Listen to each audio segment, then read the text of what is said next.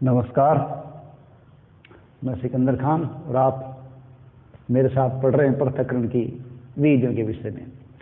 हमने पहले पार्ट के अंदर पढ़ा था पदार्थों का पृथक्करण क्यों आवश्यक है और कौन कौन सी विधियों के द्वारा हम पृथक्करण करते हैं। हमने हस्तचयन, थ्रेसिंग, निष्पावन, चालन, अवसादन, निस्तारण, निषंदन, वाष्पन आदि विधियों के बारे में अध्ययन किया है।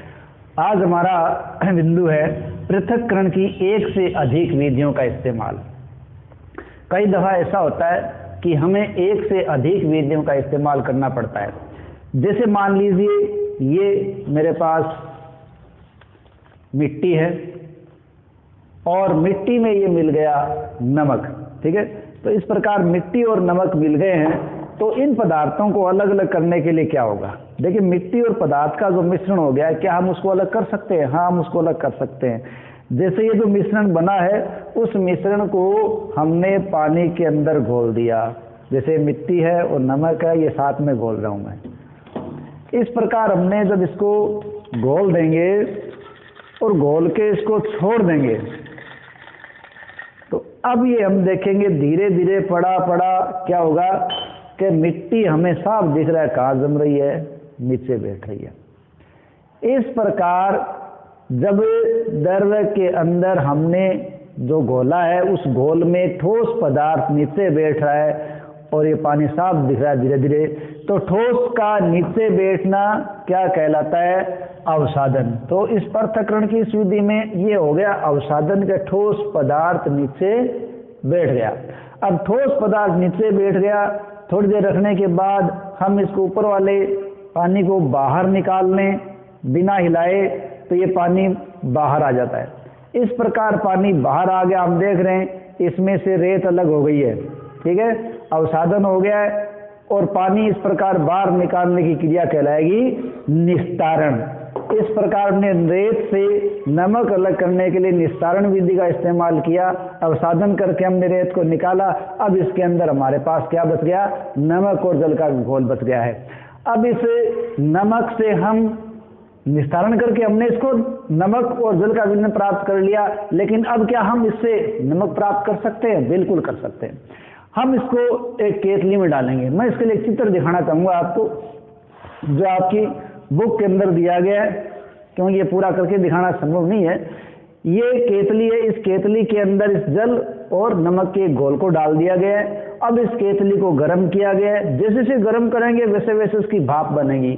भाप है वो इसके इस नलीनुमा छेद से बाहर आएगी। बाहर आती भाप पर एक प्लेट लगा देंगे। जो प्लेट हमने पकड़ के रखी है उसमें बर्फ रखी हुई है, जिससे वो ठंडी हो रही है। अब केतली से बाहर आने वाली बर्फ है वो इस प्लेट से टकराएगी और वो बूंद बन जाएगी। बूंद बनेगी, वो नीचे पात्र में इकट्ठी होती रहेगी। तो यहाँ कौन सी विधियों का इस्तेमाल हो रहा है? यहाँ जब केतली में गर्म करते हैं तो पहले उसमें अवसादन काम आ रहा था। अवसादन में मिट्टी जम गई, हमने उस पानी को बाहर निकाल लिया। सीधा निकाला तो वो निस्तारण है, छान के भी निकाल सकते हैं तो वो निषंदन होता। अब हमने पानी को गर्म किया, उसकी भाप बनी, वो क्या हुआ? वाष्पन हो गया।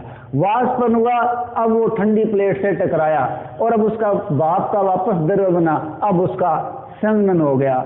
इस प्रकार से हमने ये क्रियाएं अपनाकर, ये विधियों को अपनाकर हमने किस किस को अलग कर दिया? नमक को रेत से अलग कर दिया। इस प्रकार एक पृथक्करण में एक से अधिक विधियों का उपयोग हो सकता है। अगला हमारा बिंदु है, इस बिंदु में लिखा है क्या जल किसी पदार्थ की कितनी भी मात्रा को घोल सकता है? देखिए, ऐसा नहीं है। जल किसी भी पदार्थ की कितनी भी मात्रा को नहीं घोल सकता, ठीक है। अपन माने कि जल घोलता रहेगा, ऐसा संभव नहीं है। एक निश्चित मात्रा को ही घोल सकता है। यहाँ में किताब में एक बात दी गई है कि पहली से नमक है वो पूरा का पूरा मिट्टी में गिर गया। अब उसने इस प्रोसेस के द्वारा और नमक को प्राप्त किया, लेकिन वो पूरा नमक प्राप्त नहीं कर पाई। अब ऐसा क्या हुआ कि उससे पूरा नमक प्राप्त नहीं हो पाया? देखिए, जब हम घोल बनाते हैं, विलयन बनाते हैं, तो उसके अंदर हम जिस पदार्थ को मिलाते हैं उसकी मात्रा में एक संबंध होता है। ठीक है, जैसे ये नमक है, वो नमक इसी नमक के पानी में मिला रहा हूं, ये नमक हमें दिखाई दे रहा है मिलता हुआ। अब इसमें कई नमक अपने को नजर नहीं आ रहा है, ये पानी के अंदर घुल गया। मैं इसकी और मात्रा मिला रहा हूं, ये नमक और मिला दिया। अब मैं इसकी और मात्रा मिला रहा हूं, देखिए अब हमें नीचे नमक दिखने लगा है, दिख रहा है? अब हमें नमक नीचे दिख रहा है। अब इसके अंदर नमक है, वो घुलना बंद हो गया है।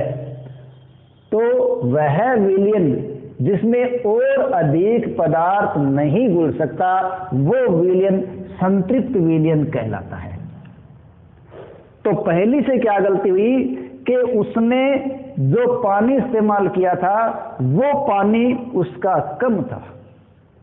यदि वो और अधिक पानी का इस्तेमाल करती तो वो पूरे नमक को प्राप्त कर सकती थी।